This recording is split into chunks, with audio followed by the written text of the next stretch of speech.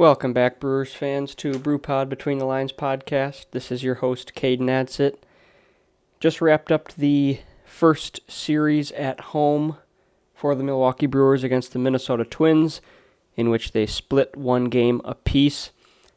They ended up winning the first game on Tuesday and ended up with their first loss, in fact, of the season today. And we will talk about those games in a little bit. Not sure we would have had these games without the roof at American Family Field. Been experiencing quite the inclement weather here. Some pretty typical weather in April for Wisconsin, unfortunately. But nonetheless, definitely would not be playing these games without that roof.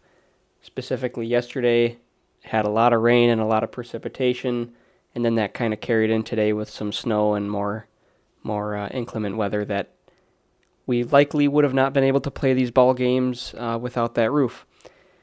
Another really cool thing on Tuesday, standing ovation for Bob Uecker. And we did hear earlier this year that the Brewers announced that he is taking it day by day after opening day for the home opener, which I did get to hear some of him. He did do some announcing today as well. I got to hear a little bit of him on the walk back from class. And it's always a lot of fun to listen to Ueck call the games. I mean, he's been the face of the Brewers franchise for so many years now. And being 90 years old, if he wants to come in one day a week, one day every 2 weeks, one day a month, heck, if he wanted to come in for one batter in a game and leave, I don't think anybody would blink an eye. He's done so much for the organization and has been the face of the organization for so long. He has earned the right to do whatever it is he wants. Following that, we have some players to talk about that have had some hot starts, some players that are off to a little bit more of a slow start that we will cover in today's discussion. Another thing that I wanted to talk about, we had a move earlier this morning. We saw Trevor McGill sent to the 7-day injured list for concussion protocol, and in result, we called up J.B. Bukauskas from AAA. I read an article on CBS Sports that described him suffering a concussion after fainting, where he hit his head during a bout with food poisoning. So, hoping to get Trevor McGill back soon. Hopefully that concussion won't keep him out too long. Hopefully with the 7-day injured list, he's able to get the time off that he needs and to get back healthy, and hopefully there's not a more serious injury that occurred during that. He's looked good in the couple appearances that we've seen so far this year. He displays that fast, that really speedy fastball that he's got, and then he's got that devastating curveball that plays really well off of that fastball. So hopefully he's able to make a quick recovery, come back strong, and with not being off for too long, hopefully he's able to come back and be just as efficient and effective as he was in the first couple times we've seen him this year. So with that being said, let's go ahead and jump into Game 1 on Tuesday, where we got a glimpse of Jacob Junis for the first time. We saw him go 4 innings, some pretty strong innings for the first 3, and then he had a little bit more of an issue there in the 4th when he ended up surrendering 1 run. But we did get to see him have a 6-pitch inning in the 3rd inning. That was really awesome to see. Super efficient. But he really did. He displayed a really good sinker, a really good slider that plays really well off of one another. And I think if he's able to work ahead of guys in the count and keep them guessing, I think that's going to be a big key to allowing his success. But only 4 innings in this game. Pitch count wasn't too much of a concern. It did start to get up there a little bit when he started to have a little bit of an issue in that 4th. But I think with the day off on Monday and also the day off on Thursday tomorrow, I don't think Pat Murphy was too hesitant on using most of our guys in the bullpen yesterday and today. I don't think he had too much hesitation there, as they're going to be able to get refreshed here before our next series starting on Friday against the Seattle Mariners, which we'll talk about later towards the end of this discussion. But like I said, strong pitching performance from Jacob Junis that we got to see. Elvis Peguero came in. He got a couple innings in. We saw Hobie Milner come in, had a good inning. Yoel Payamps and Abner Uribe then was able to finish off and pick up his third save in the 9th inning. We did see in the 7th inning, Hobie Milner got in a little bit of trouble with no hits allowed. It was actually defensive trouble, which is the first time we've seen that this year. That was another big highlight from and walk away from this weekend is our defense has just been outstanding so far to start the season. And it was on display on Tuesday, no doubt about that. We saw a really good sliding play in the first inning from Willy Adames. Jake Bauers over at first is making his impression at first base. Some of the picks that he was making on throws to first, and just some of the ways, some of the ground balls that he was able to make, on short hops and whatnot, that he was able to pick up and get the out at first was also incredible. We had Oliver Dunn make an outstanding diving play, kind of went Superman style, and he ended up catching a little bit of dirt on the way down as his face ended up on the coming out and hitting the ground a little bit too, but nonetheless he came up with the play. And it's hard to say in a close game like these that the Brewers are usually pretty good at pulling out, and it showed in this one too as they ended up winning 3-2. But the defense, those defensive plays, on an inning-by-inning basis make such a difference because you get some guys on, especially, for example, that 8th inning, hot shot over to first base. Jake Bauer was able to pick that. That could have very easily, it took a weird bounce. It could have easily eaten up Jake Bauers, could have gotten away and allowed that runner to get on first base.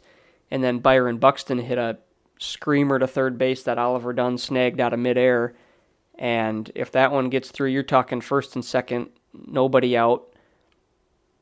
8th inning, that could be a completely different outcome to that inning because you had Max Kepler coming up, Carlos Correa to follow. You're talking about dealing with the prime order of the Twins lineup there. So it's those plays like that can make a big difference, and we have seen it all year so far this year. We saw some more today. It's just incredible. They did have one hiccup in the 7th inning when we gave up that run. Willy Adames had a tailor-made double play hit to him that he bobbled. Was still able to get the out at first, so it didn't result in an error. And then William Contreras on the next play had a tailor-made ground ball right in front of him that should have been a sure out at first. The ball just, he picked it up, basically slipped out of his hand. A little bit confusing as to how that happened, but he was trying to look back the runner at third, and I think just kind of lost his train of thought maybe or lost his focus for a second there when doing that. And that resulted in a run. But through the first 5 games this year, that's really been the only error that I've seen. Obviously the only error in the books, but, mental errors even. I think there was one play earlier in this game where there was a fly ball hit to Jackson Chourio in right field, and he ended up making a throw all the way to third, and he kind of airmailed the cutoff man, allowing, I believe it was Correa to advance to second. But, those are the small things that the Brewers so far this year have done really good at. They've been really good at this in the past. And with how many close games and results the Brewers have, if we're going to win these games, especially these low-scoring games, these big defensive plays are going to be the difference. There's not going to be much else that takes away and makes that big of an impact. So defensively and pitching in Tuesday's game, outstanding. Like I said, named all those pitchers, did a fantastic job.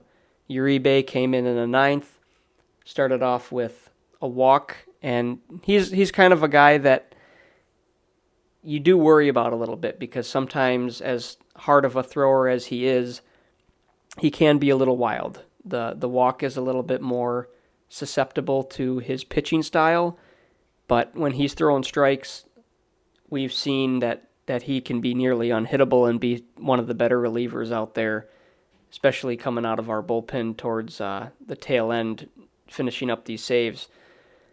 And, that walk could have very easily rattled him, could have easily resulted in a negative outcome, but he came right back with a sinker down or up and in actually to the next right-handed hitter, jammed him, and we saw a ground ball to first base. Jake Bauers made another nice play, and then Abner Uribe stretching out at first like a first baseman to double him off and finish the double play.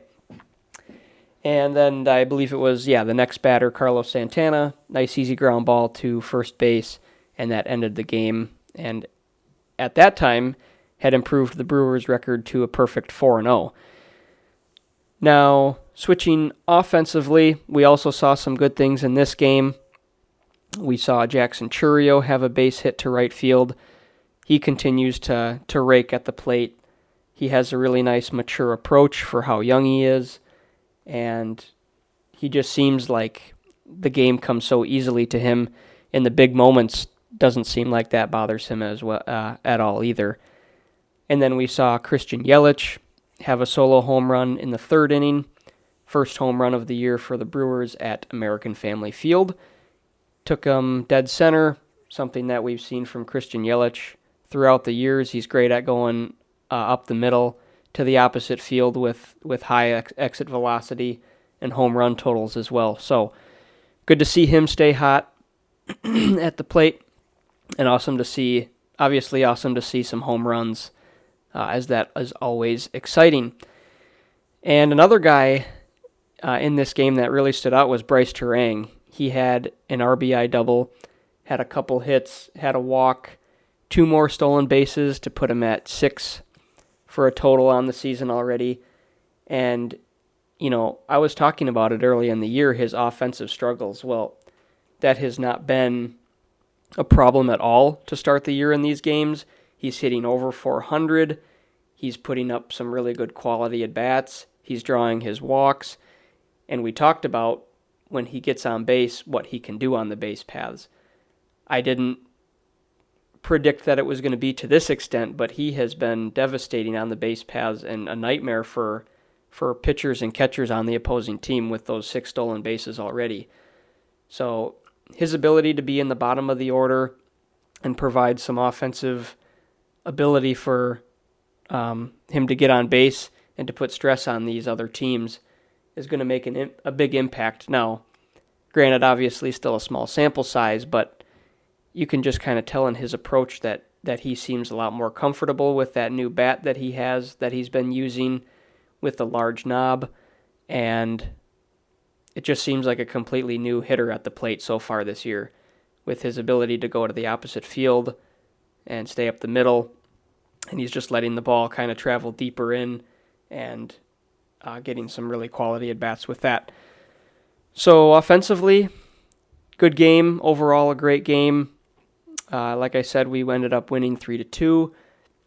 Only thing that kind of stood out to me was towards the end, once we got into the Twins bullpen, we did have a little bit of a struggle coming up with offense, and it would have been nice to add some insurance, but nonetheless, the 3 runs ended up being enough for the pitching staff, so we moved to 4-0.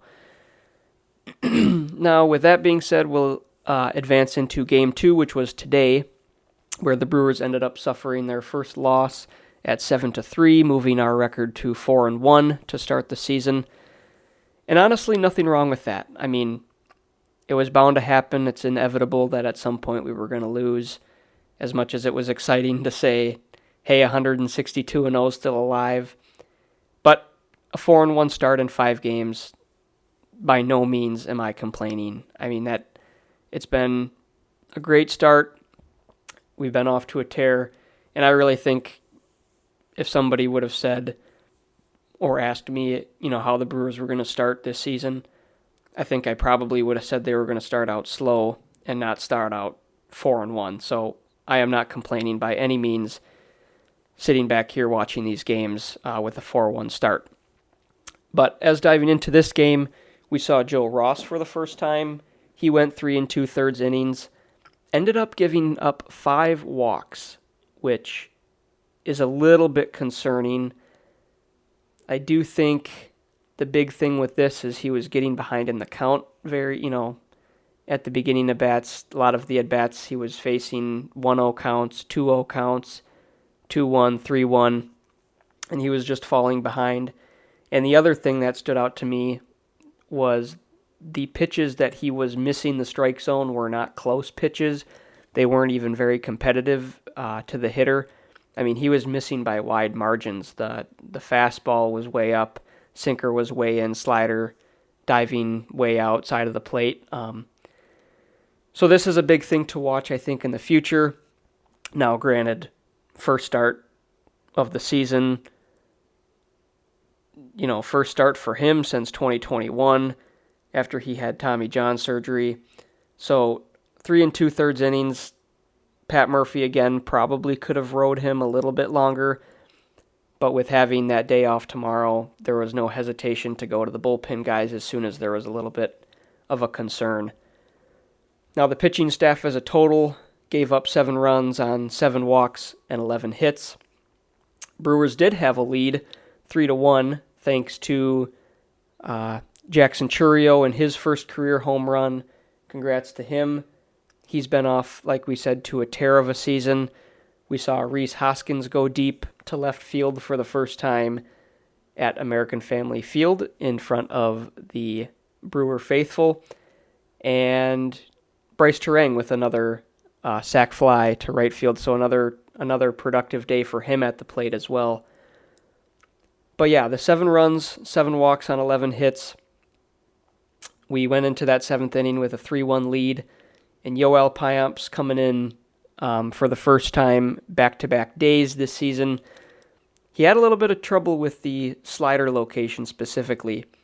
Wasn't really so much an issue of walks or falling behind in the count like we've seen before, but he got ahead 0-2, and Alex Kirilloff led off the 7th inning for the Twins, who, by the way, had one heck of a day. He went 4 for 4, 2 singles, a triple, a couple walks, and then that third hit at that point, before he had the triple, was that double to lead off the 7th inning that started that 7th inning. He went a slider down and in, and he kind of golfed it into right field, ended up being a ground rule double.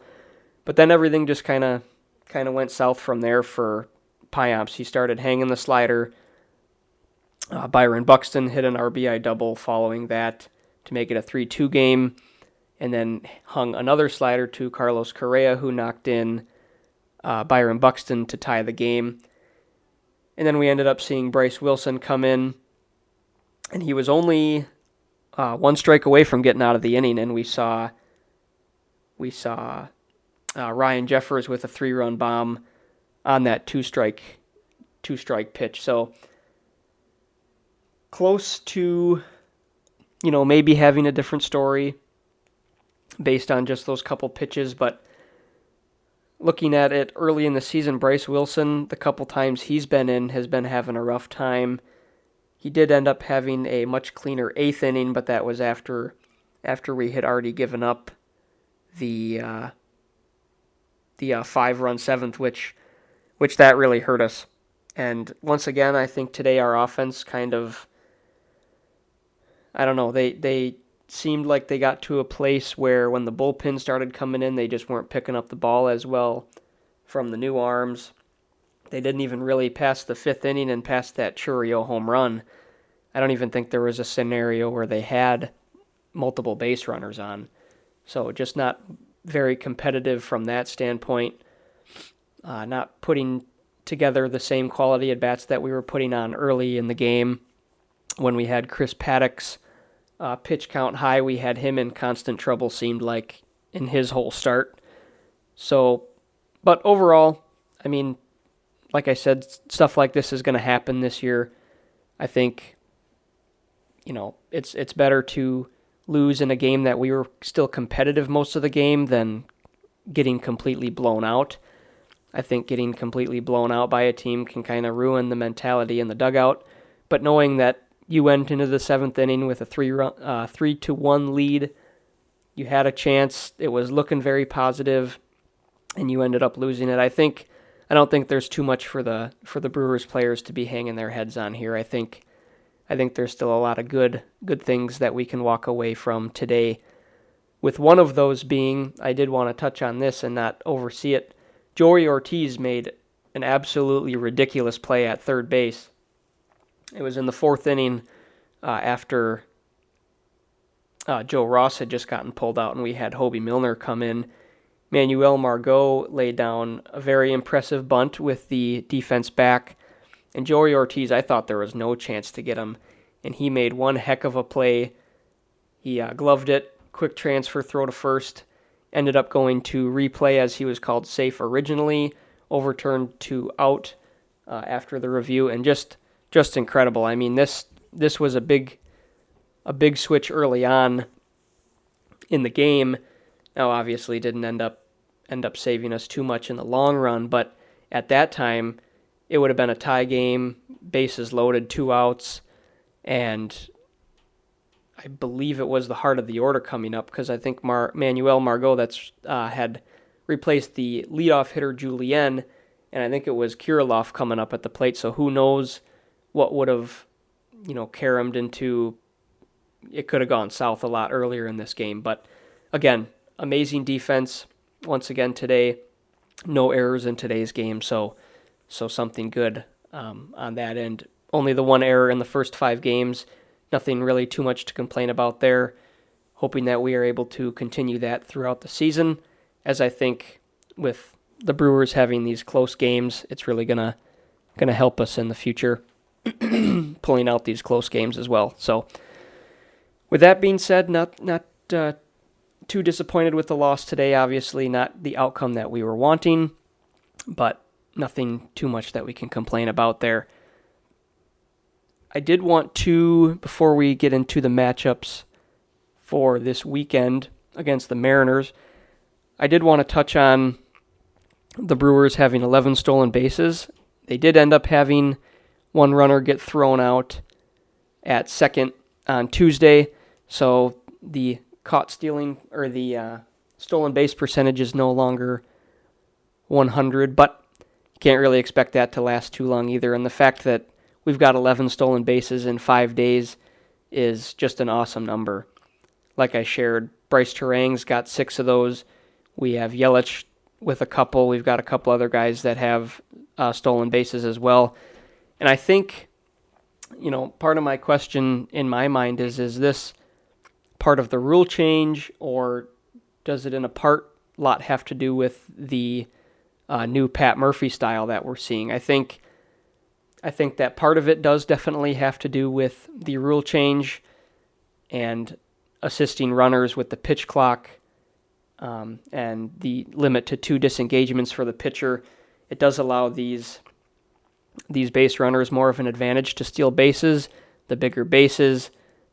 Even you can talk about the new rule with the obstruction to the bases for the defenders and limiting those too. So I think there's a lot of things that are impacting base stealing, but I do think Pat Murphy has adopted this new style into the offense, and I think us Brewer fans, a lot of us out there can say we've kind of been waiting for this for the last several seasons. I think, especially last year, I think there was a lot more that we could have done on the base paths with guys like Weimer, Terang, Yelich obviously had plenty of stolen bases, but we've got guys that are athletic. We've got talented base stealers. Owen Miller was good at stealing bases. Monasterio was able to steal bases. And a lot of these same guys either came back onto the opening day roster this year, or we've got new guys like Chourio, Oliver Dunn, and these guys can run too. And I think we're gonna be able to impact our offense in a very positive way if Pat Murphy continues this aggressiveness on the base paths. I think it's a very good thing to finally be introduced into our offense on a very consistent basis, and we saw that all spring training too. I think for a lot of the guys, as soon as you get on base, you're anticipating that they're going to take off on the next plate appearance. So I think if we can continue that this year, keep these guys healthy, I think that's only going to improve our offense and improve our run scoring ability. So that was just really the main thing I wanted to touch on. I know I've touched on it a couple times now, but it's held up true so far, and it's been a big impact already so far. I mean, the 11 stolen bases, tied for the lead with Cincinnati Reds, so in the major leagues right now. So if we can keep that going, that's only gonna benefit us in the future. Looking into the previews for this weekend before we go here, we've got Logan Gilbert versus Freddie Peralta on Friday. Going to see the Brewers rock out the baby blues for the first time this year. Always love watching them play in those baby blue jerseys. I do have a sweatshirt that looks pretty identical, and I really do like it. I think that's a great thing for the city of Milwaukee. It's very fitting, and I just really like the look of them. I think they're very sweet looking. Usually only see those ones on Friday nights, maybe some other special giveaway nights depending on what they have planned out for uniforms on a daily basis, but we should see those on Friday. Saturday, we've got Bryce Miller versus DL Hall, so we'll get to see DL Hall for a second time against a pretty good offense in the Seattle Mariners. They've got some good power at the plate, some good right-handed hitters in Julio Rodriguez and other guys. So it'll be interesting to see if DL Hall is able to perform well with being a left-handed pitcher against those right-handed guys. And then to finish out the afternoon game on Sunday, we've got Emerson Hancock versus Colin Rea. Obviously, Colin Rea had that solid first start, went 5 innings pitched, only the 1 earned run. But I think there's going to be some good matchups. I think specifically that Logan Gilbert versus Freddie Peralta one is going to be a fantastic one. Freddie Peralta obviously dominated in his opening day start, 6 innings pitched, 8 strikeouts, only the 1 hit allowed.